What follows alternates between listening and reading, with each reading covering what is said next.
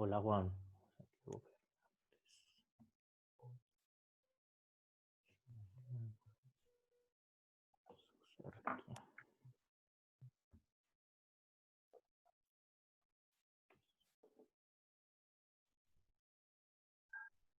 Rubio.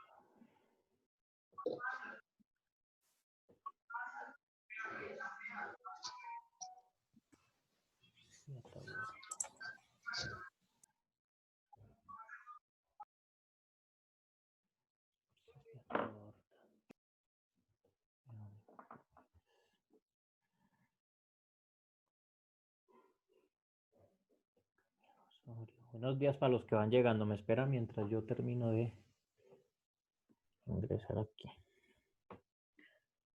Camilo Osorio. Trejos.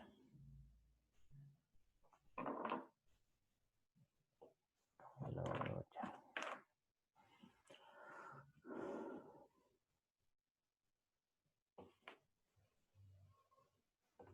Cierro. Valentina García.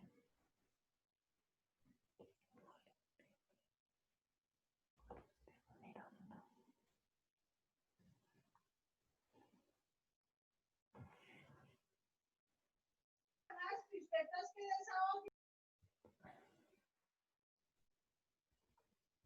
Bastián Rodas.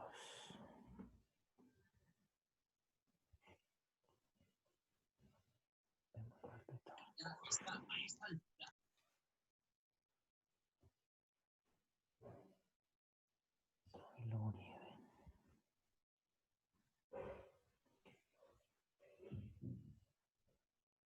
Diego Fernández. María Alejandra. María Alejandra.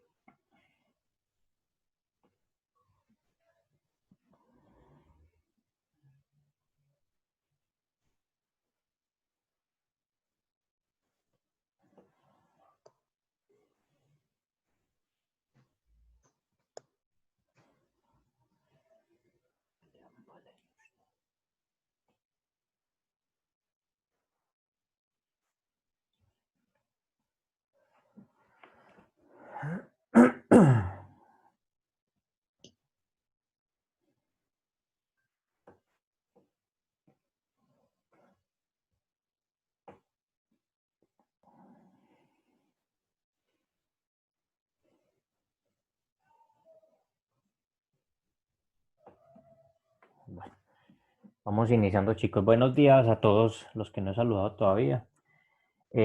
Oficialmente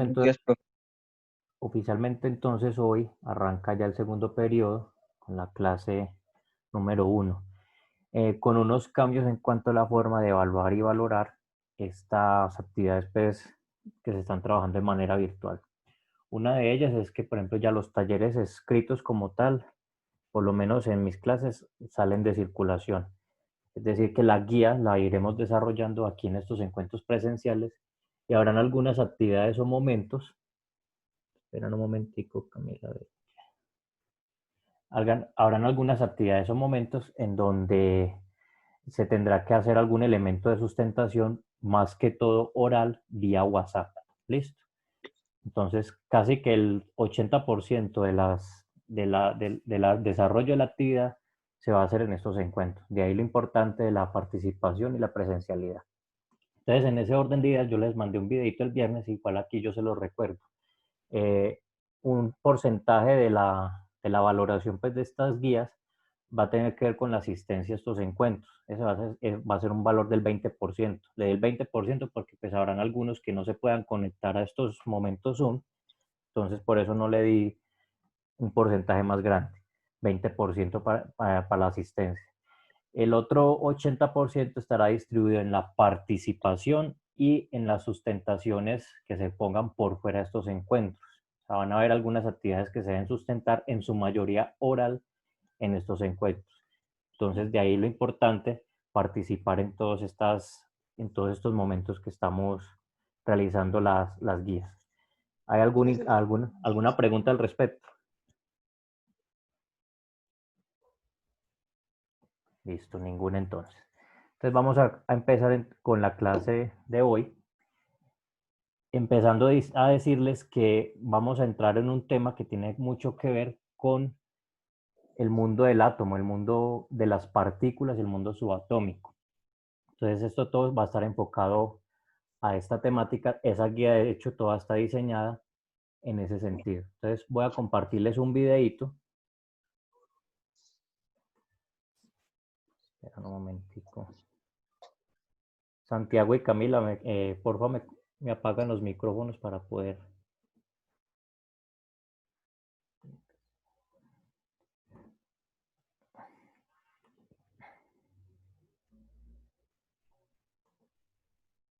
Bien, prestemos la atención al siguiente.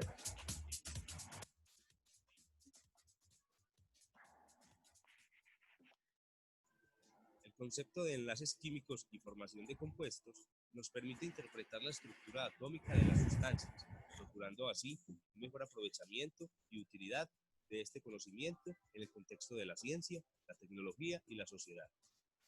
Hoy exploraremos las propiedades físicas del cloro y el sodio, combinándolas por separado con el agua.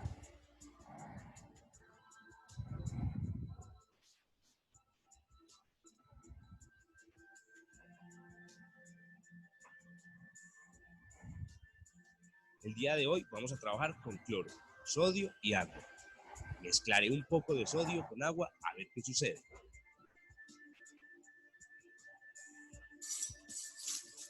Esta mezcla está muy peligrosa, estalla.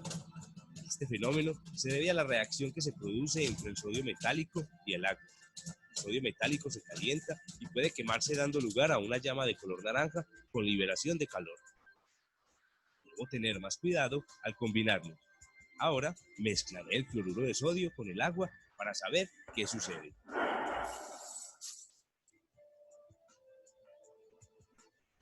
Qué raro, este compuesto no estalla. ¿Por qué los átomos en la naturaleza forman diferentes tipos de compuestos?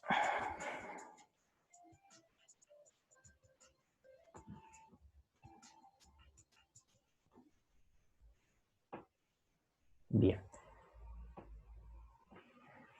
Entonces recuerden el elemento de participación, no importa el tipo de aporte que hagamos, lo importante es participar. Ahí vimos en el video dos momentos. ¿Quién me explica por qué si los dos tienen el componente sodio, en uno explotó y el otro no? ¿Qué puede pasar ahí?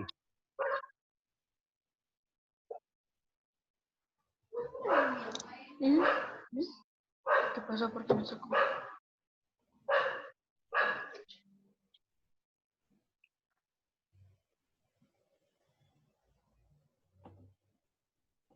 Chicos, acabo de hacer una pregunta. Recuerden que la participación es un elemento que se va a valorar en estos encuentros. Estoy preguntando, hay dos momentos, dos compuestos, uno explotó y el otro no. ¿Por qué creen que sucedió eso? No importa que se den respuestas no acertadas. Yo digo que porque el cloro y el agua no tienen los mismos tipos de átomo. El cloro y el agua, o sea que tiene que ver el cloro, Valencia, William.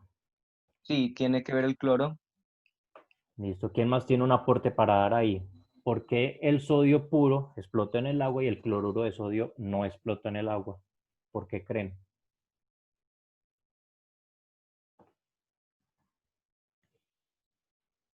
por los componentes que tienen, más o menos. ¿Me repites, Julieta, que no se te entendió? Por los componentes. Por los componentes. ¿Tienen algo que ver los componentes ahí, dices tú? Sí, depende de que estén conformados, es de lo que depende la reacción. Listo. La cosa va por ahí. Resulta que ahí me están hablando de dos sustancias. Una, por un lado, es el sodio puro, sodio metálico, y por otro lado es un compuesto derivado del sodio que es el cloruro de sodio. ¿Alguien sabe qué es el cloruro de sodio en la vida común, la vida cotidiana? Nadie sabe qué es, lo utiliza mucho la mamá en las sopas.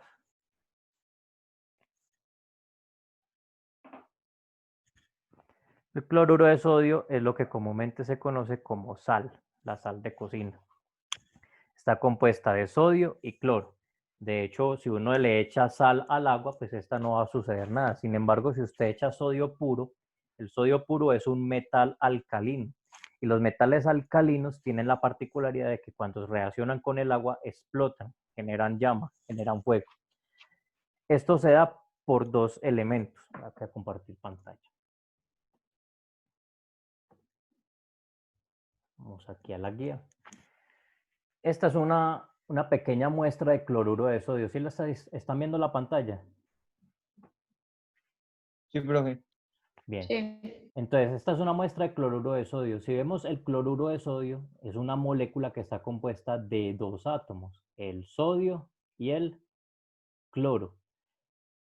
Sin embargo, el cloruro de sodio, más adelante vamos a entender qué significa este positivo y este negativo.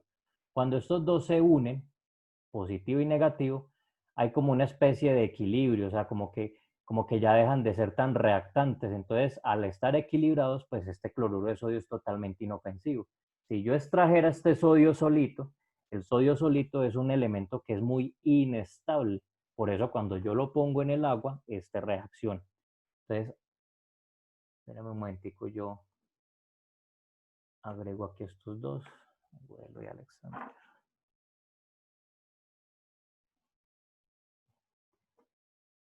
Alexander Taborda.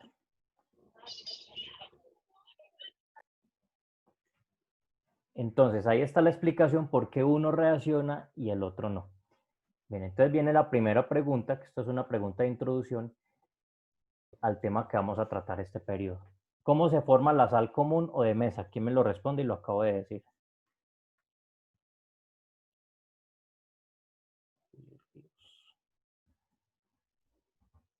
Mediante el sodio. ¿Y quién más? ¿Sodio y qué más? Y cloro. ¿Quién dijo cloro? Yo, Miguel Susaque. Miguel Suserquia, correcto. Es decir, la sal de cocina es una mezcla de esos dos átomos, cloro y sodio. ¿Cómo se obtiene la sal común en la naturaleza? ¿De dónde creen que obtienen esa sal en la naturaleza? Del mar. De las minas de sal. Valentina García fue la que habló. Sí. García Valentina. Exactamente. Una de las maneras de obtener esa sal es el mar. Cogen el agua de mar, le hacen un proceso donde evaporan el agua y ahí extraen la sal. ¿Cuál sería el otro? ¿Alguien conoce otro método? Minas de sal. Las minas de sal, exactamente. Hay partes que son ricas en este mineral de cloruro de sodio. Por ejemplo, aquí en Colombia hay una parte muy famosa en Zipaquirá, en donde hay unas minas muy grandes de este mineral. Entonces, esas son las dos maneras de obtener la sal. ¿Quién me respondió esa para yo ponerle aquí el puntico? Brian Alexander Ospina. Ospina. Bien, Brian. Entonces, continuando acá, la idea de en este periodo es entender cómo se forman todos esos enlaces, pero antes de eso hay que entender cómo funciona el átomo. Vamos a hacer un pequeño recorrido histórico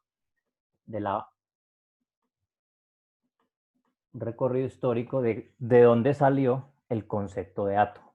Nos vamos a ubicar por allá en la antigua Grecia, en el siglo V a.C., con este señor Demócrito.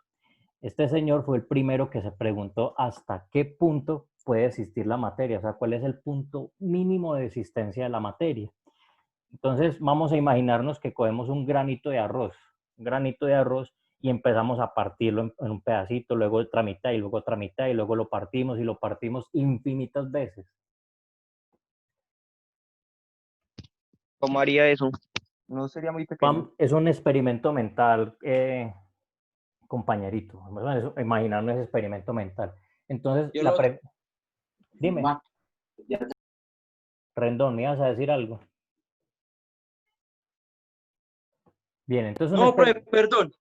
es un experimento mental en el que vamos a partir un granito muchísimas veces. ¿Será que hay un punto en donde yo ya no pueda partir más ese grano? ¿Creen que sí o no? Sí, No, no. profe. No se Sí. puede partir, sí. No. Sí, no. ¿Quién dice No. sí? O sea, no, llega un punto, o sea, yo Ah. estoy afirmando que sí, que llega un punto en el que ya no se puede partir más.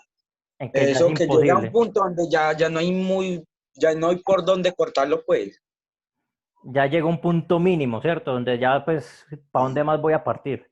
Demócrito hizo ese mismo experimento mental. Pero yo te comparto. Él hizo ese mismo experimento mental. Él se preguntó en ese entonces, no existía ni siquiera microscopio, no existía nada, pero hizo el experimento, ¿hasta dónde puedo yo la materia partirla y partirla y partirla hasta convertirla en lo más minúsculo? A ese punto tan minúsculo, tan ínfimo, a él lo llamó punto sin división. ¿Y por qué copio esta palabra sin división? Porque es que en griego, ese sin división, si usted lo traduce al griego, significa átomo, que significa una cosa que yo no puedo dividir. De ahí viene el concepto de la palabra átomo. Entonces, ¿de dónde vino la palabra átomo? De sin división, de algo que uno no puede dividir. Exactamente, o sea, es lo mínimo que yo ya puedo dividir la materia. Y Demócrito dijo que la materia estaba compuesta de unas pequeñas partículas o unas bolitas, y que toda la materia estaba compuesta de esas bolitas. Hombre, que puede dejar entrar a Juan Sebastián. Juan Sebastián Zapata, listo. Entonces Demócrito fue el primero que dijo eso. Toda la materia está compuesta de esas pequeñas bolitas que se llaman sin división. Él les dijo así, se llaman sin división. Pero entonces en griego eso significaba átomo. Él los llamó átomos. De ahí viene el concepto de la palabra átomo. ¿Claro hasta ahí entonces? Sí. Sí. Fueron necesarios más de 2 milenios. ¿Por qué hablo de 2 milenios? Porque es que el primero que propuso la teoría atómica, pero un momentico, Juan Rendón. El primero que propuso la teoría atómica fue Demócrito, pero este tema no se volvió a tocar sino hasta el siglo XIX, con este señor, John Dalton. John Dalton fue el segundo que se inquietó por estas teorías de Demócrito y dijo, se hizo la misma pregunta, ¿hasta dónde puedo dividir el átomo? Pero él también concluyó lo siguiente, Demócrito tiene toda la razón. Compañeritos, me apagan los micrófonos los que lo tengan encendidos para que no genere interferencia. Gracias. Entonces Dalton se hizo la misma pregunta. ¿Hasta dónde puedo dividir la materia?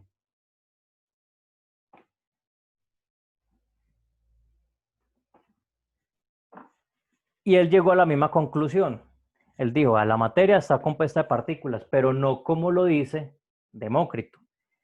Estas partículas tienen que tener unas diferencias unas de otras. Si vamos a mirar, vamos a ver si ustedes aquí notan. En este compuesto, la sal, ¿qué diferencia hay entre el cloro y el sodio? ¿Quién me dice? Sí, el menos. Los signos. Bueno, aparte de los signos, ¿qué otra Tamaño. diferencia? ¿Cómo? Color. Tamaño. El tamaño. Miren que el átomo de sodio, ¿quién me dijo el tamaño para poner el puntico acá? Yo. Sebastián Zapata. Miren que aquí el sodio tiene un tamaño pequeñito, mientras que el cloro tiene un tamaño grande. Resulta que este señor Dalton fue el primero que dijo, todos los átomos no pueden ser lo mismo. Mientras que Demócrito decía, todas las partículas son de la misma forma, Dalton fue el que dijo, sí, son partículas mínimas. pero todas deben tener un tamaño diferente. ¿Y cómo demostró esto? Pues en el simple experimento de la sal, cuando yo voy a combinar cloro y sodio, no se pueden mezclar iguales cantidades. Tiene que ser una cierta cantidad de cloro y cierta cantidad de sodio para formar la misma cantidad de sal. Es decir, que no se mezclan de la misma manera. Entonces, ¿qué fue lo que dijo Dalton? ¿Quién me lo recuerda?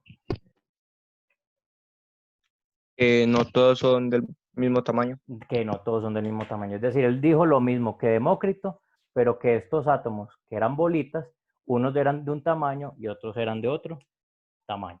¿Listo? ¿Claro hasta ahí? Vamos para el siguiente entonces. Después de Dalton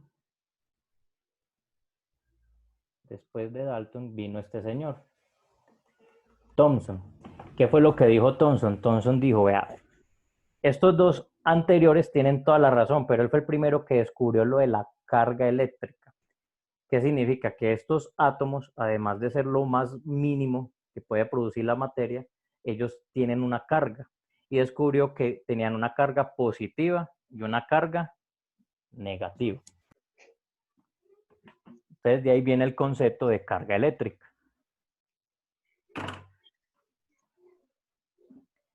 Pero a Thomson se le ocurrió una idea, para la época novedosa, hoy en día suena algo como loco, y él se le ocurrió que, vea, los átomos son como unas esferas, pero toda esa esfera gigante, ¿sí está viendo el tablero? Sí. Toda esta esfera gigante, él dijo, toda esa esfera gigante tiene una carga positiva. Y pegadas a esa esfera gigante hay unas pequeñas partículas, mucho más pequeñas que el átomo, a las que llamó cargas negativas. A ese modelo le llamaron el modelo del pudín con pasas o pastel con pasas, porque él decía, el átomo es como un pastel, la carga positiva, y las pasas están pegadas al átomo, que son las cargas negativas. Él fue el primero que introdujo entonces el concepto de que el átomo tenía carga positiva y carga negativa. ¿Claro hasta ahí? Sí. Sí. Bien. Sí. Luego llegó, después de Dalton, después de Thomson llegó Rutherford y él fue el que propuso el siguiente modelo. Él dijo, vea, Thomson tiene toda la razón, hay cargas positivas y negativas, pero no puede ser así. Eso tiene que ser de otra manera. ¿Y cómo lo demostró? Demostró mediante un experimento, inclusive para la época fue muy famoso. Él cogió un tubo de rayos catódicos. ¿Saben qué es un tubo de rayos catódicos? No. No. ¿Conocieron los televisores viejos de tubo, los barrigones? Sí. Bien, eso es un tubo de rayos catódicos. Resulta que cuando eso funciona, eso emite electrones. Eso lanza un rayo de electrones. Lo que pasa es que en los televisores la pantalla bloquea esas radiaciones, esos electrones, y es lo que produce la imagen. En un tubo de rayos catódicos no está la pantalla, sino que los electrones salen disparados.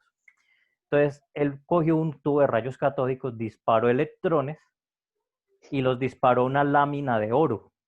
¿Por qué la lámina de oro? Si ustedes miran, si tienen una tabla periódica ahí, el oro es un átomo que es de tamaño grande y él necesitaba comprobarlo con un elemento cuyo átomo fuera grande. Y él descubrió que algunos de estos electrones traspasaban la lámina de oro y otros de esos electrones rebotaban. Es decir, había unos que pasaban y había otros que rebotaban.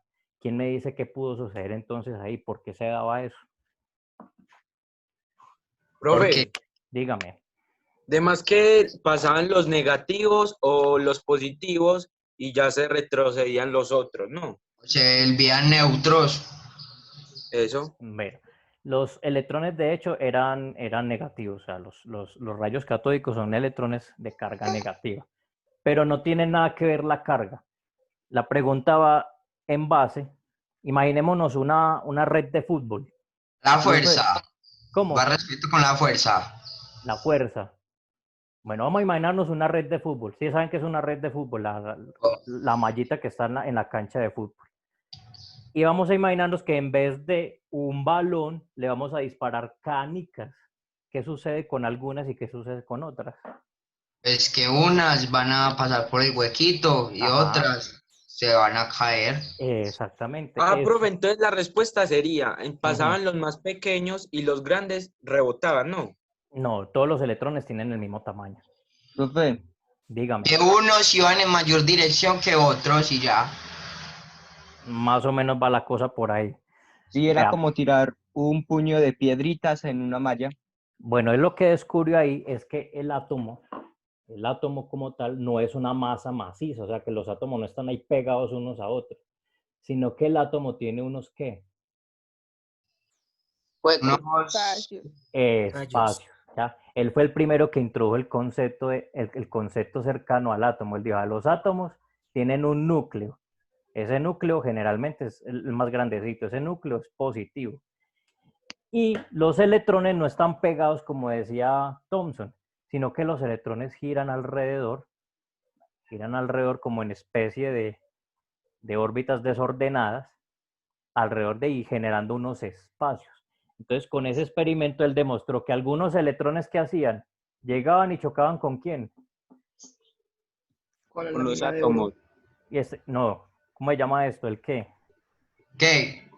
Esto de aquí. El No. negativo. El átomo. Con el núcleo. Eso, el El núcleo. núcleo. Ay, es que Santiago es muy inteligente. ¿Santiago qué? Ay, lo dije yo primero. Profe, y también Valentina dijo 5 pasos 2. Yo escuché. Bueno, Valentín, ¿y qué? Santiago. Listo. Fernández. Entonces, él con ese experimento demostró precisamente eso, que algunos electrones, pues al chocar con el núcleo, ¿qué hacía? Se rebotaban y otros electrones, al no encontrarse con el núcleo, simplemente seguían derecho. ¿Ya? Él fue el primero que propuso de que los átomos están compuestos de un núcleo y una nube de electrones alrededor. Esto fue Rutherford. ¿Estamos claros hasta ahí? Sí. Bien, luego llegó Niels Bohr. ¿Qué dijo Bohr? Bohr dijo, Rutherford tiene toda la razón, pero eso no es así tan desordenado. Eso tiene que tener un orden. Él dijo, está el núcleo positivo, pero alrededor esos electrones se tienen que acomodar de una manera ordenada. Eso no puede estar desordenado. ¿Y él cómo descubrió eso? Él descubrió eso con un experimento fotoeléctrico, es decir, él experimentó con varios niveles de energía de electrones y descubrió que algunos electrones necesitaban más energía para desprenderse del átomo y otros electrones que estaban más lejitos necesitaban menos energía. Con esto él descubrió que los electrones no estaban ahí como en desorden, sino que tenían un orden específico para acomodarse en el átomo. Él fue el primero que introdujo los niveles de energía, es decir, que el átomo tiene un núcleo y que los electrones se acomodan de acuerdo a su nivel de energía. ¿Estamos claros hasta ahí entonces? ¿Cómo va evolucionando el concepto de átomo? Sí. Bien. Luego de Bohr, llegó un señor llamado Schrödinger.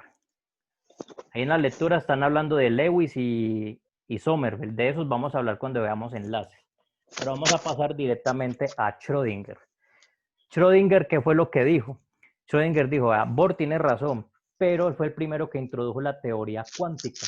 Es decir, yo no puedo decir con certeza dónde está un electrón. Yo no puedo decir, vea, el electrón está ahí, porque es una partícula demasiado pequeña.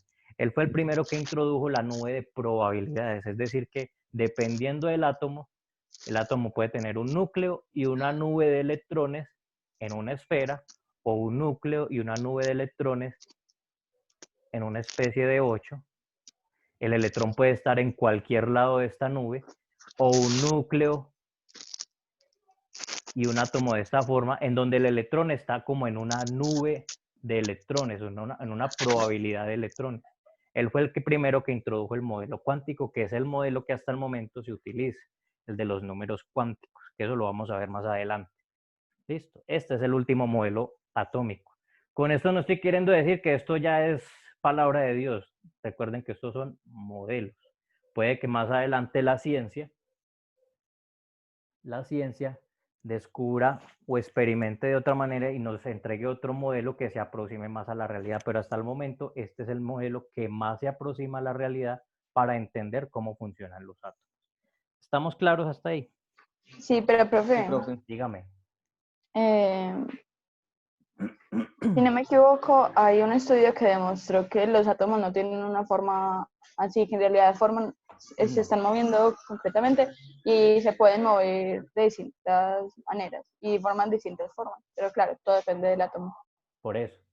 A eso estoy llegando yo, a que el átomo no tiene ninguna forma. Schrödinger fue el primero que dijo eso. De hecho, el átomo no tiene una forma física. Esto es un modelo probabilístico y matemático. ¿Ya? El Yo átomo, tengo una duda. dígame. Yo entré casi tarde, ¿me entiende? Y entonces es para preguntar, pues me quedó muy claro la explicación y todo, pero ya lo serio es, usted ya puso el taller. La guía ya está en el grupo. En el grupo de WhatsApp yo la puse. Ah, bueno. Y acuerde que la guía no la estamos resolviendo de manera escrita. Todo lo vamos a hacer aquí de manera oral. Y Ah, o sea que entonces no tengo que escribir nada. ya les voy a decir entonces en qué consiste la actividad de cierre. Eso, gracias. Entonces, niños, para la actividad, en la guía que ustedes tienen ahí, si no la tienen, la pueden buscar en el grupo, en la página 6.